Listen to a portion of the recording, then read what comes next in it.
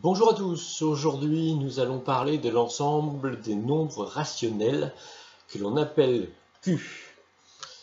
Dans des vidéos antérieures, nous avons parlé des entiers naturels, nous avons parlé des entiers relatifs et nous avons parlé de l'ensemble des nombres décimaux qui apparaissent comme étant le rapport entre un entier et une puissance de 10.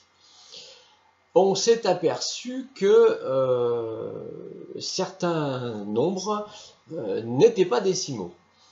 Quand on regarde d'un petit peu plus près certains de ces nombres-là, on peut s'apercevoir que certains s'écrivent sous la forme d'un ratio A divisé par B, où A et B sont tous les deux des entiers, B étant naturellement un entier qui n'est pas nul, puisqu'on ne peut pas diviser par 0. Donc on est en train de dire que on a n qui est inclus dans z, qui est inclus dans d, et on peut trouver donc des nombres qui ne sont pas des décimaux, qui peuvent s'écrire sous la forme d'un quotient A sur B. Ces nombres, ce sont des nombres rationnels. Alors par exemple, un tiers, il est bien rationnel puisqu'il s'écrit 1 divisé par 3 et ça s'écrit 0,3333 de manière indéfinie. Il est rationnel, il n'est pas décimal, on l'a démontré dans la vidéo précédente, et il est rationnel. Alors rationnel pourquoi? Parce qu'il y a une forme de raison à avoir cette suite logique de 3 qui se termine jamais. On remarquera que les nombres rationnels que l'on trouve donc dans Q, certains d'entre eux ont effectivement une périodicité de chiffres après la virgule qui est intéressante à constater. Ça peut être comme ici que des 3, mais ça peut être, je sais pas moi, 1, 2, 4, 1, 2, 4, 1, 2, 4, 1, 2, 4 par exemple. Donc, lorsqu'on a une répétition comme ça de nombres derrière la virgule, on arrive à montrer assez facilement que ce nombre s'écrit sous la forme d'un quotient A sur B. Voilà. Alors il y a un certain nombre de propriétés qu'il faut savoir, c'est que ces nombres rationnels, qui sont donc le quotient de deux entiers, on peut évidemment les multiplier, on peut les additionner, mais il ne faut pas se tromper, il y a un certain nombre de précautions, et sur ces quotients qu'on appelle aussi des fractions, il y a des choses que l'on peut faire. Alors, pour multiplier des rationnels, ou des fractions, hein, donc qui sont des quotients A divisé par B, il faut savoir que multiplier des nombres rationnels, ça revient à multiplier les numérateurs. Alors le numérateur d'une fraction, hein, c'est la partie qui est au-dessus du trait de fraction, et le dénominateur, c'est la valeur qui est en dessous du trait de fraction. Alors un nombre rationnel, hein, c'est donc un numérateur divisé par un dénominateur. Quand on veut multiplier des nombres rationnels entre eux, alors on multiplie tout simplement les numérateurs entre eux et on multiplie les dénominateurs entre eux. Donc par exemple là, si je veux multiplier 3 quarts à 2 cinquièmes, je vais prendre le numérateur de 3 quarts, le numérateur de 2 cinquièmes, 3 fois 2 ça fait 6, ça me fera le numérateur du résultat.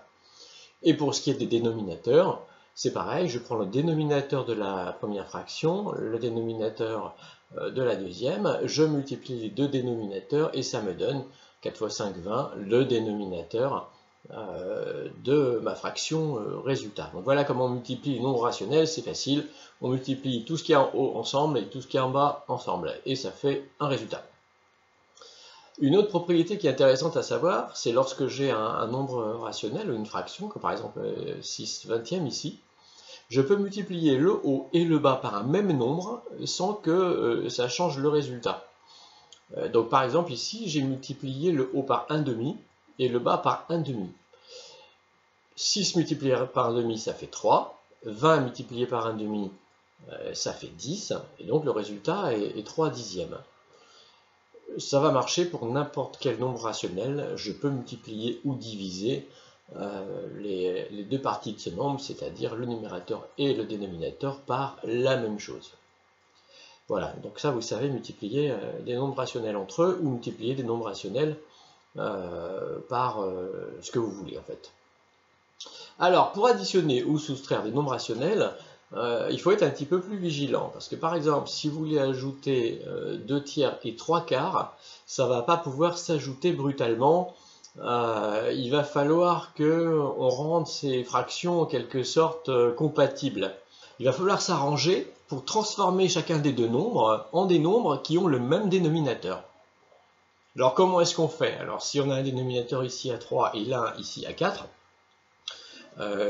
une façon de voir les choses simplement, c'est de se dire qu'on pourrait avoir un dénominateur commun qui serait le produit de 3 et de 4, donc par exemple 12.